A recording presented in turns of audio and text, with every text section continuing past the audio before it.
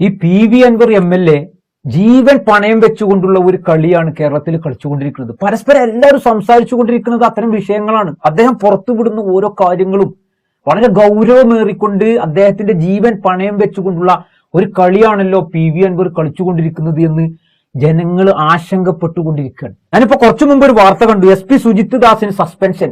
സത്യം പറഞ്ഞാല് നിങ്ങൾ ആലോചിച്ച് നോക്കൂ, ഭരണപക്ഷത്തുള്ള ഒരു MLA, ആ MLA കേവലം ഒരു ആരോപണം ഉന്നയിക്കല്ല, എന്തെങ്കിലും ഒരു ആരോപണം ഉന്നയിക്കല്ല, ഫോൺ കോൾ റെക്കോർഡ് ചെയ്യപ്പെട്ട് MLAയുമായി സംസാരിച്ച ആ ഒരു വിഷയത്തെ, വളരെ ഗൗരവമേറിയ വിഷയത്തെ, കേരളത്തിൽ ഒരു സമയത്ത് ചർച്ച ചെയ്ത വിഷയത്തിന്റെ ഉള്ളുകള്ളികളെ മാധ്യമങ്ങൾ വഴി ജനസമൂഹത്തിന്റെ ഇടയിലേക്ക് എത്തിച്ചുകൊണ്ട് അത് ജനങ്ങളുടെ പ്രശ്നമായെന്ന് എന്ന് കണ്ടെത്തലിന്റെ ആ ഒരു തോന്നലിന്റെ അടിസ്ഥാനത്തിൽ ഒരു MLA പുറത്തു വിട്ടിട്ട് ഇത് മുഴുവനും കേരള സമൂഹം മുഴുവനും ഇരുന്ന് കേട്ടിട്ട്, ആഭ്യന്തരമന്ത്രി പിണറായി വിജയനും അതേപോലെ തന്നെ പാർട്ടി സഖാക്കളും നേതൃത്വങ്ങളും മുഴുവനും കേട്ടിട്ടും ഈ SP സുജിത് ദാസിന് സസ്പെൻഷൻ. 2 ദിവസം മുമ്പ് മൂപ്പര് ലീവിലായിരുന്നു, ഇപ്പൊ ഇതാ സസ്പെൻഷൻ കൊടുത്തിട്ട് ആ രീതിയിലുള്ള ഒരു നടപടി മാത്രം. എങ്ങനെയുണ്ട്?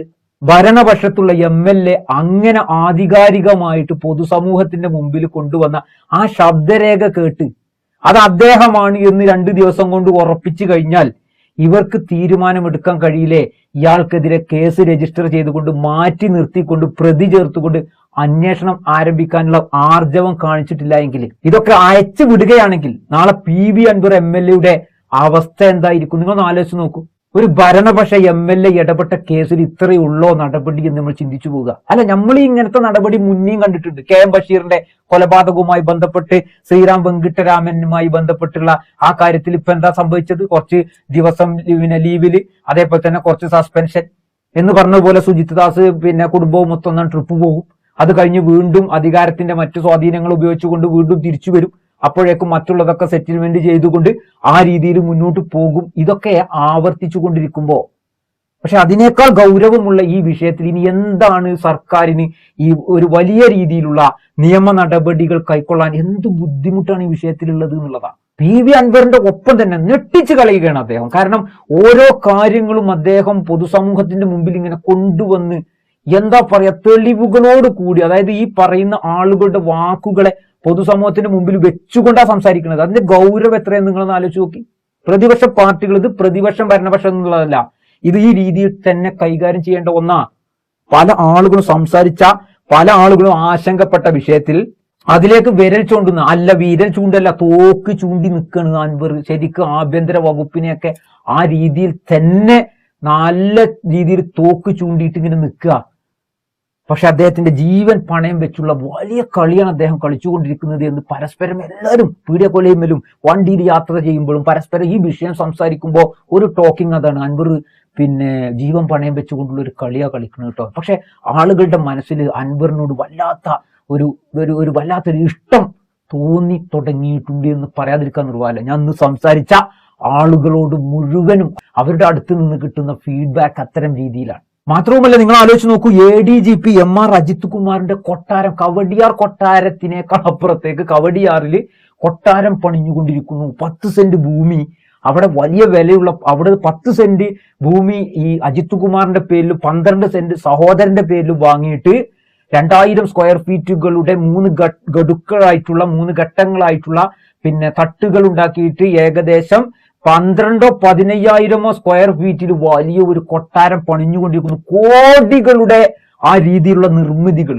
സാധാരണ നമുക്കറിയാലോ, ഈ സർക്കാർ ഉദ്യോഗസ്ഥ തലങ്ങളിലുള്ള ആളുകളൊന്നും അങ്ങനെ വലിയ തോതിലുള്ള കോടിക്കണക്കിന് രൂപ ചെലവഴിച്ചുകൊണ്ടുള്ള അത്തരത്തിലുള്ള കാര്യങ്ങളൊന്നും ചെയ്യില്ല. കാരണം സർക്കാരിന്റെ നിരീക്ഷണത്തിലായിരിക്കും ഇവരൊക്കെ ഉണ്ടാവുക എന്നിരിക്കെ നമ്മുടെ നാട്ടിൽ ഒരുപാട് ബിസിനസ്സുകാരുണ്ട്, മറ്റുള്ള ആളുകളൊക്കെ ഉണ്ട്. അങ്ങനത്തെ ആളുകൾ ഉണ്ടാക്കുന്ന വിവിധ തരത്തിലുള്ള വീടുകളൊക്കെ നമ്മൾ കണ്ടിട്ടുണ്ട്. പക്ഷേ സർക്കാർ തലങ്ങളിലുള്ള ഒരാളും തന്നെ അത്തരത്തിൽ ചെയ്യാത്തത് അവർക്ക് മേൽ സർക്കാരിന്റെ നിരീക്ഷണങ്ങളുണ്ട്, നിയന്ത്രണങ്ങളുണ്ട് എന്നുള്ളതാ.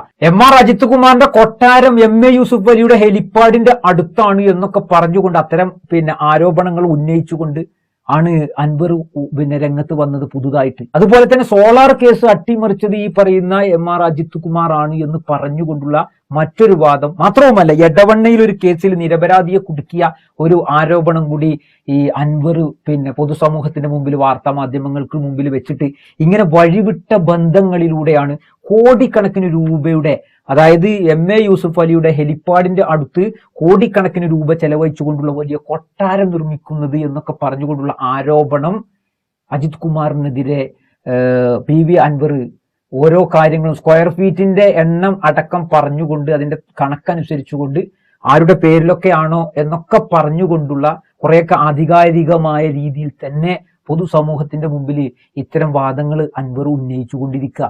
ഇങ്ങനെ ഘട്ടം ഘട്ടമായി മണിക്കൂർ ഇടപെട്ടുകൊണ്ട് ഇത്തരത്തിലുള്ള കാര്യങ്ങൾ അൻവർ പൊതുസമൂഹത്തിന്റെ മുമ്പിൽ ഇങ്ങനെ പറയുമ്പോൾ ആഭ്യന്തര വകുപ്പ് ഇങ്ങനെ നിലയില്ലാതെ ഇങ്ങനെ ആടിക്കൊണ്ടിരിക്കുന്ന ഒരവസ്ഥ. ഞാൻ നേരത്തെ സൂചിപ്പിച്ചതുപോലെ ആഭ്യന്തര വകുപ്പിന് നേരെ ഒരു തോക്ക് ഇങ്ങനെ ചൂണ്ടിയിട്ട് അൻവർ ഓരോ കാര്യങ്ങൾ പൊതുസമൂഹത്തിന്റെ മുമ്പിൽ ഇങ്ങനെ കൊണ്ടുവന്ന് വെക്കുന്ന ഒരു പ്രതീതി, ഒരു വലിയ ഒരു ഹീറോ പരിവേഷം അൻവറിന് കിട്ടിക്കൊണ്ടിരിക്കുന്നു എന്ന് പറയാതിരിക്കാൻ ഒരു നിർവാഹമില്ല. ജനങ്ങൾ മുഴുവൻ, നിഷ്പക്ഷമായി നിൽക്കുന്ന സകലമാന ജനങ്ങളും ഇത് കണ്ട് കാതോർത്തിരിക്കുകയാണ്. അതിങ്ങനെ കണ്ണിമ വെട്ടാതെ എന്താ സംഭവിച്ചു കൊണ്ടിരിക്കുന്നത് എന്ന്. കേരളത്തിൽ ഇത്രയും കാലമായിട്ട് വന്ന വാർത്തകളിൽ ഇത്രത്തോളം ആളുകൾ ശ്രദ്ധിച്ചുകൊണ്ട് സംസാര വിഷയമാക്കിയ ഒരു വാർത്ത ഇത്തരം സംഭവ വികാസങ്ങളിൽ വേറെ ഉണ്ടോ എന്ന് ചോദിച്ചാൽ നമുക്ക് ഏതാണെന്ന് പറയാൻ കഴിയാത്തൊരവസ്ഥയിലേക്ക് ഈ വാർത്ത മാറിക്കൊണ്ടിരിക്കുക. ഇപ്പോ ആഭ്യന്തരമന്ത്രി പിണറായി വിജയനും അതേപോലെ തന്നെ DGP കോട്ടയത്ത് വെച്ചിട്ട് അടിയന്തിരമായി കൂടിക്കാഴ്ച നടത്തിക്കൊണ്ടിരിക്കുന്നു. ADGPയെ മാറ്റാനുള്ള കാര്യങ്ങളൊക്കെ വരും എന്നൊക്കെ അറിയുമ്പോഴും ശക്തമായ രീതിയിലുള്ള ഒരു സർക്കാർ, മാത്രമല്ല കമ്മ്യൂണിസ്റ്റ് മാർക്സിസ്റ്റ് പാർട്ടിയുടെ ഒരു സർക്കാരിന്റെ ഒരു നടപടി ശരിക്ക് ഒരു സസ്പെൻഷനിൽ ഒതുക്കുക, അല്ലെങ്കിൽ കുറച്ചു നാളത്തേക്ക് ലീവ് കൊടുക്കുക എന്നതിനേക്കാൾ ഉപരി ചരിത്രങ്ങളിൽ ഇടം പിടിക്കുന്ന രീതിയിൽ നട്ടലുള്ള ഒരു നിയമ നടപടി, ആ രീതിയിലുള്ള ഒരു നിലപാടുകളാണ് ഇത്തരം വിഷയങ്ങളിൽ ഉണ്ടാവേണ്ടത്. മാത്രവുമല്ല, ഞാൻ തുടക്കത്തിൽ സൂചിപ്പിച്ചതുപോലെ ഇത്തരം കാര്യങ്ങളൊക്കെ PV അൻവർ പുറത്തു കൊണ്ടുവരുമ്പോൾ മൊത്തത്തിൽ സംസാരിച്ചു കൊണ്ടിരിക്കുന്നത് അദ്ദേഹം ജീവൻ പണയം വെച്ചുകൊണ്ടുള്ള അദ്ദേഹത്തിന്റെ എത്രയോ വെല്ലുവിളികളെ ഇനി അദ്ദേഹം അതിജീവിക്കേണ്ടി വരും എന്നുള്ളതിനെ കുറിച്ച് കൃത്യമായി സംസാരം പൊതുസമൂഹം നടത്തിക്കൊണ്ടിരിക്കുന്നു. അങ്ങനെയുള്ള ആശങ്കയിലൂടെയാണ് മുന്നോട്ട് പോയിക്കൊണ്ടിരിക്കുന്നത്. ആ സമയത്താണ് ഇങ്ങനെ നിസാരവൽക്കരിച്ചുകൊണ്ട് കേവലം സസ്പെൻഷൻ അല്ലെങ്കിൽ ലീവിൽ പ്രവേശിക്കുക എന്നൊക്കെ പറഞ്ഞു കഴിഞ്ഞാൽ അതൊക്കെ സർക്കാരിന്റെ എത്രത്തോളം, അതായത് ഒരു MLA ഇത്തരം അടിസ്ഥാനപരമായ ആരോപണങ്ങളെ സമൂഹം തിരിച്ചറിയുമ്പോൾ അതിന് ഇങ്ങനെയുള്ള നടപടി പോരാ എന്നുള്ളത് തന്നെയാണ് പൊതുജന വികാരം എന്നുള്ളതാണ് നമ്മൾ മനസ്സിലാക്കുന്നത്. അതേപോലെ നടപടികൾ ഉണ്ടാവട്ടെ. മാത്രവുമല്ല, താമിർ ജിഫ്രിയുടെ കൊലപാതകവുമായി ബന്ധപ്പെട്ട്, അതേപോലെ തന്നെ പൊതുമുതൽ വെട്ടിയെടുത്തുകൊണ്ട് വീട് നിർമ്മാണവുമായി ബന്ധപ്പെട്ടൊക്കെ ഉപയോഗിച്ചു എന്ന് പറഞ്ഞതിലേക്ക് മറ്റുള്ള തെളിവുകൾ ഇങ്ങനെ പുറത്തു വിട്ടുകൊണ്ടിരിക്കുന്ന സാഹചര്യത്തിൽ വലിയ ഒരു അന്വേഷണവും ഒരു പ്രതി ചേർക്കലും അത്തരം നിയമ നടപടികളുമാണ് ഉണ്ടാവേണ്ടത്. കേവലം സസ്പെൻഷൻ മാത്രമല്ല ഈ വിഷയത്തിൽ ഉണ്ടാവേണ്ടത് എന്ന് ഓർമ്മപ്പെടുത്തി. വാർത്തകൾ ഇവിടെ അവസാനിക്കുന്നില്ല. ഓരോ മണിക്കൂറിലും PV അൻവറുമായി ബന്ധപ്പെട്ടുള്ള ഓരോ കാര്യങ്ങൾ വരുമ്പോൾ വീണ്ടും കാണാമെന്ന് ഓർമ്മപ്പെടുത്തിക്കൊണ്ട് നിർത്തുന്നു. നന്ദി.